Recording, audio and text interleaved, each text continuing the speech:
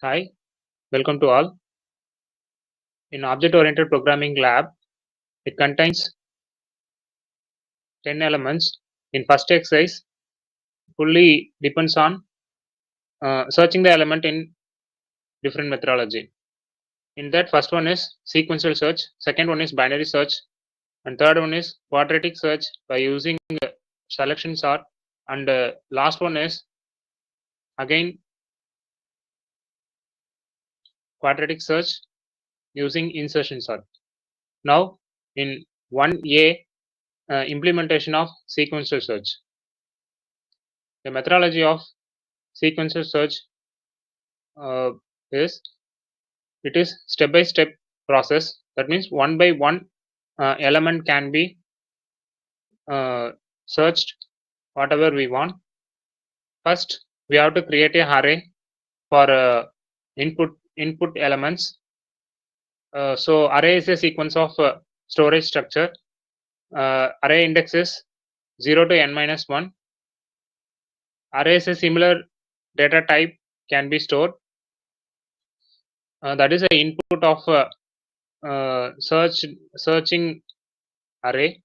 Next one is by using for loop, we can search an iterate values and then check the element each and every I value. I is the index of array. So array index is start with 0. So 0 to n minus 1, the index of array. So each and every index value can be checked. It is equal to such element, that is x.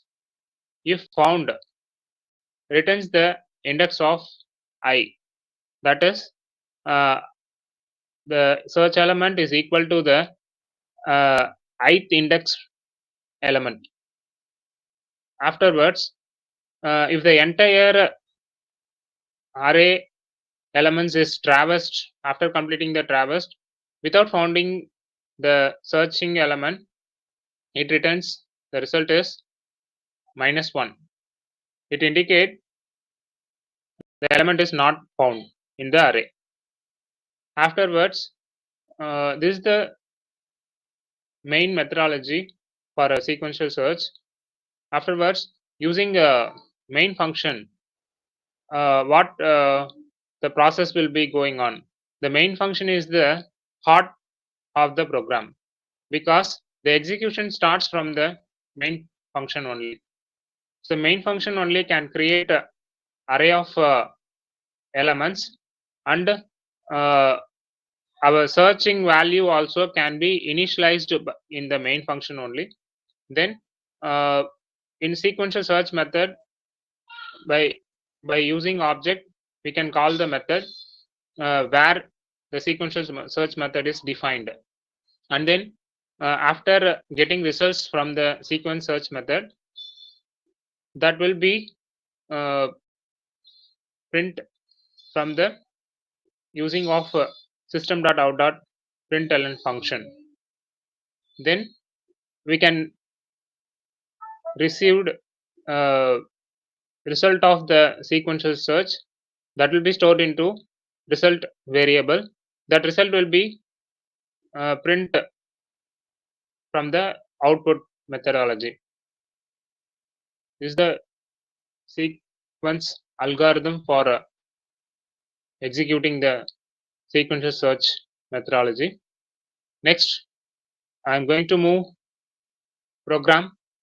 This is the definition of sequential search method, but in Java program, our execution is start from the main function. So I just move to main function. So the main function, it is a general syntax, public static void main string arguments.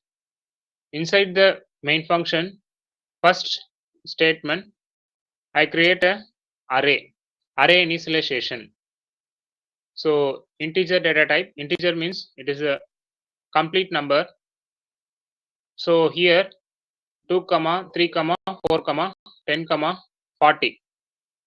That is a total number of 5 elements. That 5 elements can be stored into ARR array. And then our searching value, that is 10. I create one variable. The name is X. That is also the same data type, integer.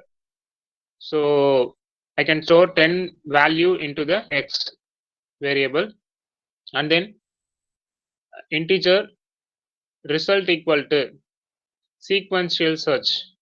Here the function calling will represent the sequential search. The function calling, the parameter is ARR and X. ARR is nothing but already created total number of elements, and then X is the searching value. So based on this parameter, it jump to execution of sequential search definition. So here the sequential search definition. Now I will open one notepad for explaining the for loop procedures.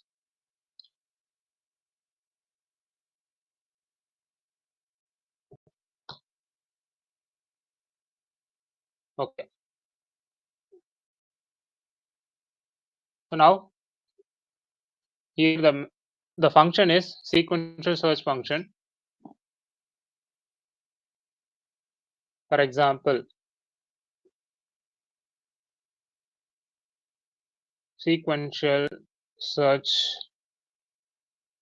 the input is ARR, comma X. In example of this function, I rewrite as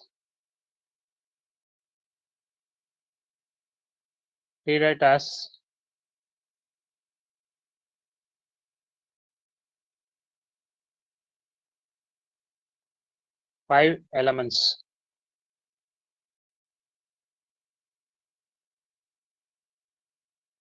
Totally 5 elements.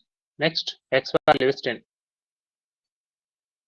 Okay. Next, integer inside the sequential function, integer n is equal to, so n is equal to ARR dot length, ARR dot length, length. So array dot length, it is predefined function in array elements. So n is equal to total number of values present in the array. So already we created array elements in main function itself. So totally 5 elements, that is the n value. Now for loop, for initialization integer I is equal to 0. First, second one is I is less than n value, n is 5. Afterwards I plus plus. Here the for loop procedure is first initialization, then check the condition. If the condition is true, for loop block will execute. So here I is equal to 0, 0 less than 5, condition is true. True means it execute for loop block. If for loop, if ARR of I, ARR of I, that is 0.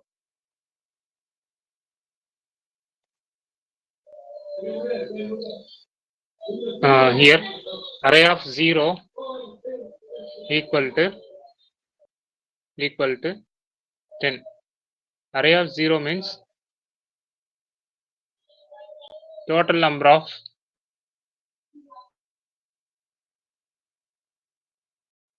array elements in 0 index is 2, comma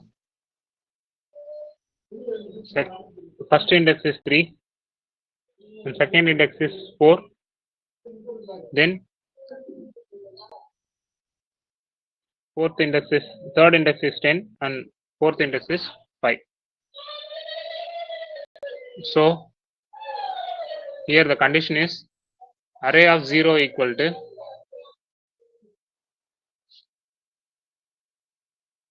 2 equal to 10. The condition is false. False means the for loop if condition is false, then the for loop statement is completed. Then we have to increase the I value. That is the procedure for loop. First initialization, then check the condition. If the condition is true, execute the for block. That for block contains here if condition only. The if condition is true, returns I. If the if condition is false, after completing overall for loop, the for loop condition false, then returns -1. That is the main sequence of this execution. The same methodology, I is equal to, then after completing for loop execution, I is equal to I plus 1. So I is already 0. So 0 plus 1 equal to 1. Now again check the condition. 1 is less than 5, condition is true. Then if condition, if ARR of I value is 1 equal to 10. Now the condition is ARR of 1 is 3 equal to 10. Condition is false. Then increase the I value. I is equal to, already I value is 1. 1 plus 1, 2. Now again we have to check the condition, for loop condition. 2 is less than 5. Again condition true. Now if ARR of 2 equal to ARR of 2 is 10. Sorry, equal to 10. So now ARR of 2 is 3 equal to 10. The condition is false. See here first 0 index and then second 0 index, first index and then second index. Second index is value 4. 4 equal to 10. The condition is false. Then increase the I value. I is equal to, I is already 2 plus 1. Now the I value is 3. So if ARR of 3 equal to 10. Now ARR of 3 is here 0 index, first index, second index and the third index. Third index of array is 10. So 10 equal to 10. The condition is true. True means what we have to do? Return. See here, if the condition is true, return I. So here return I is 3. That is the answer. Where the answer is can it stored means where the function calling is made. Here the function calling is made here. So that 3 is the answer of sequential search function. So that 3 will be stored into result variable. Then we have to check the result value, that is -1 or any other value. If it is -1 of one value is result, at time the element is not present in the array. Otherwise the index of array will be written by using result variable. So finally we will get answer, element is present at index 3. Now I can execute this program into Java software.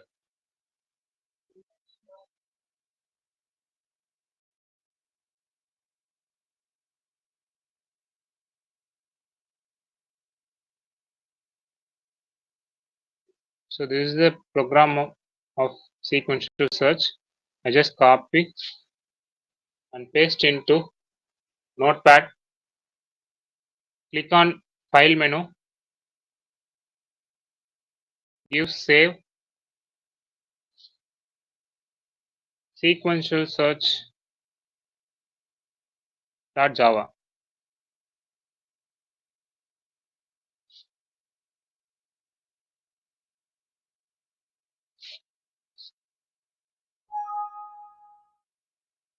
Yes.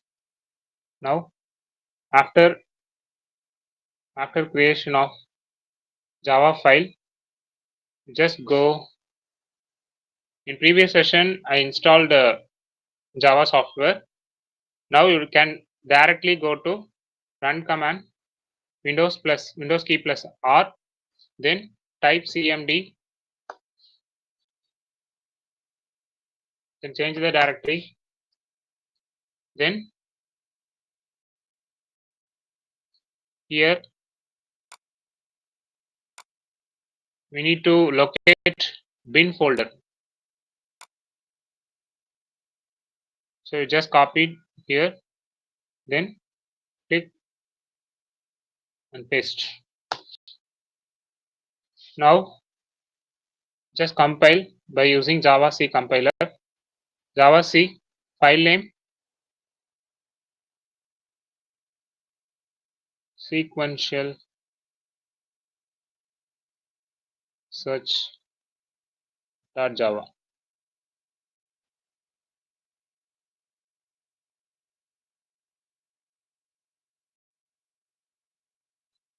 Now you have to, already I told, the after created Java file, that will be copy and paste into bin folder. So I stored in documents folder already. So you just copy of this file, then stored into, then paste into bin folder.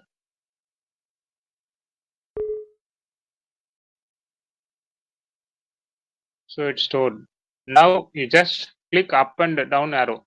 So here one advantage is there in command prompt. You don't want to type command again and again. You just give up arrow and down arrow. It will come one by one. What are all the commands you typed already? So now I'm going to compile a program.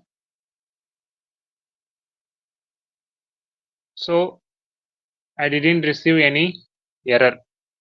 So the program is successfully compiled. Now I'm going to